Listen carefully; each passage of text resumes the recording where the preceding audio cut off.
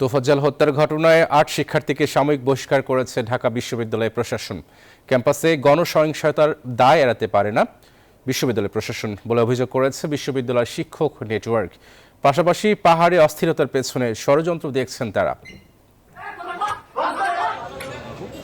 তোফাজ্জলকে পিটিয়ে হত্যার ঘটনায় ঢাবির ৮ শিক্ষার্থীকে সাময়িক বহিষ্কার করেছে বিশ্ববিদ্যালয় প্রশাসন। পাশাপাশি নতুন হল প্রভোস্ট নিয়োগ করা হয়েছে। শনিবার বিশ্ববিদ্যালয়ের প্রক্টর অফিসের বিজ্ঞপ্তিতে এ তথ্য জানানো হয়।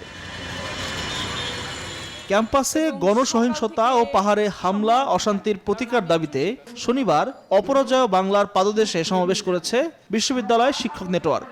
বক্তারা বলেন, ঢাবি ও জাবির দুটো হত্যাকাণ্ডের দায় বিশ্ববিদ্যালয় প্রশাসন এড়াতে পারে না।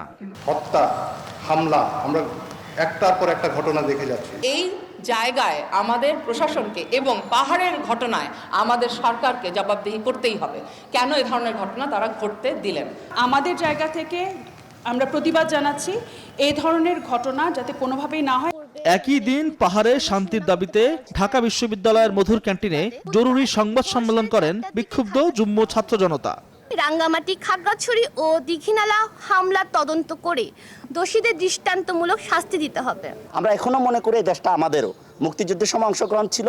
আমরা এটা মনে করছি এটা সমাধানের একমাত্র কারণ হতে পারে এখানে পার্বত্য চট্টগ্রামে যে জনগণ আছে তাদেরকে একভূত করা এবং যে সমস্যাটা আছে এটা রাজনৈতিকভাবে সমাধান করা। আজকে তারা 3 উপদেষ্টা সেখানে পার্বত্য চট্টগ্রাম সফর করছেন। এখন যে পাহাড়ি জনগণ যারা এখনো পর্যন্ত নিরাপত্তাহীনতায় ভুগছে তারা তাদের সাথে কথা বলবেন এবং একই সাথে তাদেরকে এক ধরনের একটা কনফিডেন্স দিবেন বলে আমরা আশা প্রকাশ করছি। সাম্প্রদায়িক সহিংসতার জেরে 3 পার্বত্য জেলার যুগ্ম জনগণের জানমালের নিরাপত্তা নিশ্চিতের দাবি জানানো হয় সংবাদ সম্মেলনে। সেখানে সুস্থ তদন্ত হয়নি এবং আল মোহাইমিনুল খান, নিউজ 24, ঢাকা।